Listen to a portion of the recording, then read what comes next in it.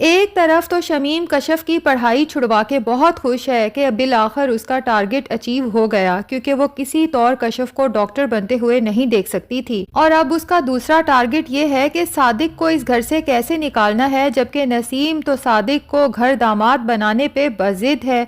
شمیم سوچتی ہے کہ مجھے ڈائریکٹ عبدالباری سے ہی بات کرنا ہوگی، اسی لیے اسے اپنے کمرے میں بلواتی ہے اور اسے سمجھاتی ہے کہ وہ صادق سے خود بات کرے کہ اب تو سمن بھی بالکل ٹھیک ہو چکی ہے تو اس کا اب اس گھر میں کیا کام ہے۔ جبکہ عبدالباری شمیم سے کہتا ہے کہ باجی اگر صادق بھائی اس گھر میں رہنا چاہتے ہیں تو مجھے اس بات پہ کوئی اعتراض نہیں، جبکہ نسیم بھی دروازے کے باہر کھڑی ان دونوں کی باتیں سن رہی ہے۔ اسے تو شمیم پہ شدید غصہ آتا ہے کہ آخر اس کو تکلیف کیا ہے صادق کے اس گھر میں رہنے پہ۔ خیر اب جب عبدالباری کہتا ہے کہ مجھے صادق بھائی کے یہاں رہنے پہ کوئی اعتراض نہیں ہے تو شمیم غصے میں کہتی ہے کہ عبدالباری تمہیں تو کوئی اعتراض نہیں، چلو تم تو آدمی ہو، لیکن مجھے تو حیرت کشف پہ ہوتی ہے کہ اس نے بھی تم سے کوئی اعتراض نہیں کیا کہ ایک غیر مرد ہمارے گھر میں یوں تنتناتا پھر رہا ہے۔ عبدالباری شمیم سے کہتا ہے باجی کیسی باتیں کر رہی ہیں آپ، صادق بھائی کوئی غیر تھوڑی ہیں، نسیم باجی کے شوہر ہیں، سمن کے فادر ہیں۔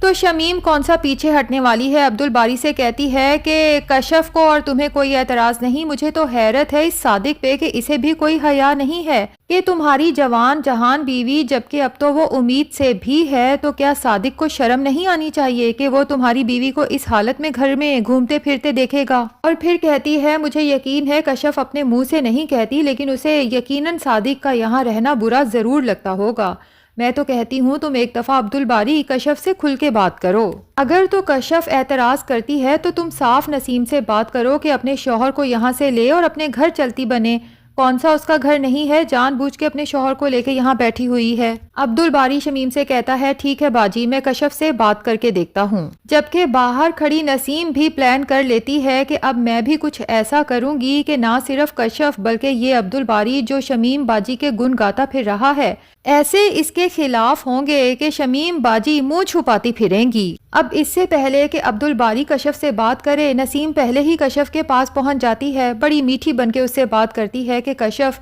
مجھے تو تمہاری قسمت پہ رشک آتا ہے، عبدالباری کیسے تمہارے ناز نخرے اٹھاتا ہے، اسے تمہاری کتنی فکر ہوتی ہے، جبکہ دوسری طرف یہ صادق ہے جسے میری رتی برابر بھی فکر نہیں ہوتی۔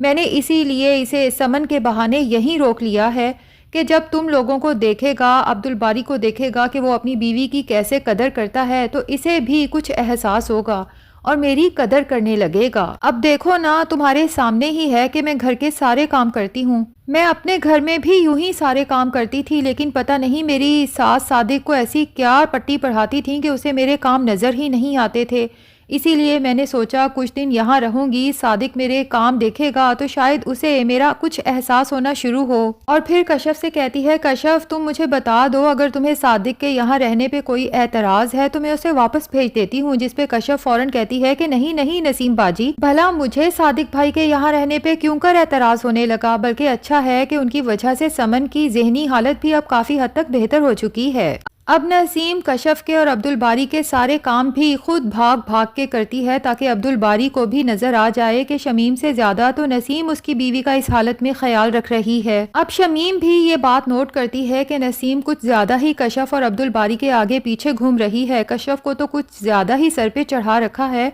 تو سب کی غیر موجودگی میں نسیم سے کہہ ہی دیتی ہے کہ تمہارا کیا خیال ہے، تمہاری یہ چالاکیاں مجھے نظر نہیں آ رہی، اور تم ایسے عبدالباری اور کشف کی خدمتیں کرو گی تو وہ تمہیں اس گھر میں رہنے دیں گے، تمہیں کوئی اس گھر سے نکال نہیں سکے گا۔ لیکن یاد رکھو نسیم میرے سامنے تمہاری یہ چالاکیاں چلنے والی نہیں ہیں زیادہ دن، تمہیں اور صادق کو اس گھر سے جانا ہی پڑے گا۔ تمہاری بہتری تو اسی میں ہے کہ تم خود عزت سے اپنا بوریا بستر باندھو اور یہاں سے چلی جاؤ، بجائے اس کے کہ تمہیں یہاں سے دھکے مار کے نکالا جائے۔ نسیم پہ کون سا شمیم کی دھمکیاں اثر کرنے والی ہیں، اس لیے اس کی آنکھوں میں آنکھیں ڈال کے کہتی ہے کہ شمیم باجی یہ آپ کا وہم اور غلط فہمی ہے کہ آپ مجھے اور صادق کو یہاں سے نکال سکتی ہیں، میں بھی آپ ہی کی بہن ہوں اور میں نے بھی آپ کی صحبت میں رہ کے کافی چالاکیاں سیکھ لی ہیں، تو دیکھتے ہیں جیت کس کی ہوتی ہے۔ کیونکہ عبدالباری اور کشف کو تو بالکل اعتراض نہیں ہے میرے یہاں رہنے پہ یا پھر صادق کے گھر داماد ہونے پہ، اور ایک بات کان کھول کے سننے کہ اس گھر پہ میرا بھی اتنا حق ہے جتنا آپ کا، کیونکہ میرا بھی اس گھر میں حصہ ہے۔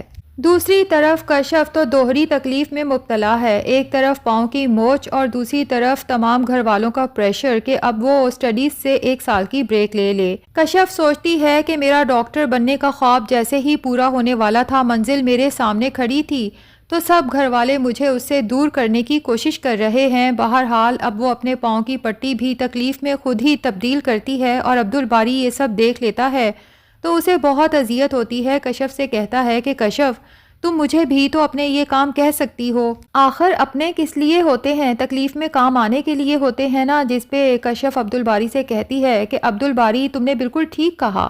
دل کی باتیں اپنوں سے کی جاتی ہیں لیکن تم اب میرے اپنے نہیں رہے۔ عبدالباری کے دل کو تو بہت ٹھیس پہنچتی ہے۔ کشف سے کہتا ہے کہ تم ایسی باتیں آخر کیوں کر رہی ہو؟ مجھے تمہاری فکر ہے کشف، اسی لیے تو میں چاہتا ہوں کہ اب تم صرف آرام کرو، کوئی کام نہ کرو۔ جس پہ کشف کہتی ہے کہ اگر تمہیں میرا احساس ہوتا نا عبدالباری تو تمہیں اندازہ ہوتا کہ میں اس وقت کس قدر تکلیف میں ہوں، میرا دل کس قدر کٹ رہا ہے کہ میرا سیمسٹر اگر ضائع ہو گیا تو میری ڈگری کمپلیٹ نہیں ہو سکے گی اور میرا سب سے بڑا خواب ادھورا رہ جائے گا۔ میں تو یہ سوچ سوچ کے پریشان ہوں کہ اب سب لوگ مل کے مجھے یونیورسٹی جانے سے روک رہے ہیں، میں اس کے لیے خود کو اور آپ کو کبھی معاف نہیں کر سکوں گی، اور اگر آپ کو سچ میں میرا خیال ہے عبدالباری تو مجھے یونیورسٹی جانے سے نہ روکیں۔ میں شمیم باجی کے ایک ڈرانے خواب کی وجہ سے اپنی زندگی کا اتنا سہانا سپنا نہیں کھو سکتی، اور اگر اس کے بعد بھی آپ مجھے یونیورسٹی نہیں جانے دیتے تو پھر مجھ سے بھی کسی قسم کی کوئی امید مت رکھیے گا، اور یہ بھی سمجھ لینا کہ آپ کو میری نہیں صرف اور صرف اپنے ہونے والے بچے کی پرواہ ہے جو ابھی اس دنیا میں آیا ہی نہیں، جبکہ میں تو اس دنیا میں موجود ہوں اور آپ کے سامنے ہوں۔ کشف کی یہ باتیں سننے کے بعد عبدالباری سوچ میں پڑ جاتا ہے کہ کیا وہ یہ سب ٹھیک کر رہا ہے، اور دوسری طرف رضا کا تو بہت ہی برا حال ہے۔ بیوی ہے کہ سیدھے منہ بات نہیں کرتی، نہ ہی گھر پہ کوئی کام کرتی ہے، صاف کہہ دیتی ہے کہ میں تمہاری ملازمہ نہیں ہوں کہ میں صبح جاب پہ جاؤں اور تمہارے آنے سے پہلے تمہارے لیے کھانا بھی تیار رکھوں، جبکہ رضا کو نہ تو کوئی ڈھنگ کا کام مل رہا ہے اور نہ ہی زندگی میں کوئی سکون باقی بچا ہے۔ اپنی بیوی سے خرچے کے لیے پیسے مانگتا ہے تو وہ صاف سنا دیتی ہے کہ میں نے تمہارے ساتھ شادی تمہارے خرچے پورے کرنے کے لیے تو نہیں کی تھی نا، مجھے تو لگا تھا کہ تم سے شادی کر کے میری زندگی بہت حسین ہونے والی ہے، لیکن یہاں تو تمہارا خرچہ بھی سارا مجھ پہ آ پڑا ہے، اور اب تو رضا اس قدر پریشان ہے کیونکہ گھر کے کرائے کے لیے، بل کے لیے، کھانے کے لیے اس کے پاس پیسے ہی نہیں بچے۔ رضا سوچتا ہے کہ مجھے ابو کے پاس جا کے ان سے معافی مانگنی چاہیے، اپنے رویے کی منت سماجت کرنی چاہیے کہ مجھے گھر میں واپس رکھ لیں، اور پھر سوچتا ہے کہ یہ تبھی ممکن ہے اگر سارا گھر واپس آنے پہ رضا مند ہو جائے۔ تو رضا سوچتا ہے کہ سارا بہت سافٹ ہارٹڈ ہے، اگر میں اس کے سامنے روؤں گا، گڑ گڑاؤں گا تو مجھے پورا یقین ہے کہ وہ نہ صرف مجھے معاف کر دے گی بلکہ گھر واپس بھی آ جائے گی، اور پھر اسے سائرہ کی ساری اچھائیاں یاد آتی ہیں کہ وہ کس طرح رضا کا خیال رکھتی تھی، اس کی ایک ایک چیز سنبھال کے رکھتی تھی، اس کے گھر آنے سے پہلے اس کا کھانا تیار ہوتا تھا، صبح اس کے لیے لیوش قسم کا ناشتہ لا کے سامنے رکھتی تھی اور اس امید پہ کھڑی رہتی تھی کہ شاید رضا میری تعریف کرے گا، لیکن میں نے اس کے ساتھ کتنا برا سلوک کیا، کبھی اس کی دل کھول کے تعریف تک نہیں کی۔ اب جا کے رضا کو سائرہ کی اہمیت کا احساس ہونے لگا ہے۔ تو ناظرین، کیا خیال ہے، کیا سائرہ اور رضا پھر سے ایک ہو پائیں گے اور اچھی خوشحال زندگی بسر کر پائیں گے، اور کیا عبدالباری کشف کو پڑھائی کنٹینیو کرنے کی اجازت دے دے گا یا نہیں؟ کمنٹ سیکشن میں اپنی رائے کا اظہار ضرور کریں، اور اگر ہمارے چینل پہ نئے ہیں تو پلیز چینل کو بھی سبسکرائب کر لیں۔